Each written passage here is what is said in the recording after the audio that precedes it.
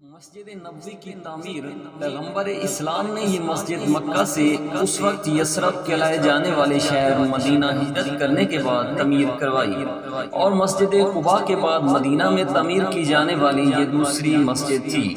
اسلامی روایت کے مطابق اسی مسجد میں وہ مقام بھی واقع ہے جسے ریاض الجنہ یا جنت کے باغوں میں سے ایک باغ کہا جاتا ہے۔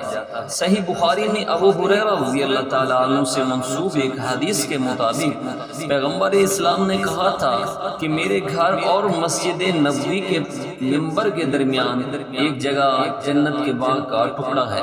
1400 برس سے زیادہ قدیم مسجد آج وسعت پاتے پاتے قدیم مدینہ شہر کی حدود سے باہر تک پھیل گئی ہے،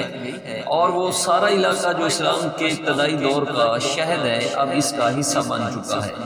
اس علاقے میں اسلام کے ابتدائی دور کی ہزاروں نشانیاں موجود تھیں، جیسے کہ روضہ رسول صلی اللہ علیہ وآلہ وسلم، جہاں دو صحابہ ابو بکر اور عمر رضی اللہ تعالیٰ عنہ بھی دفن ہیں، پیغمبر اسلام کی اہلیہ حضرت عائشہ صدیقہ رضی اللہ تعالیٰ عنہ کا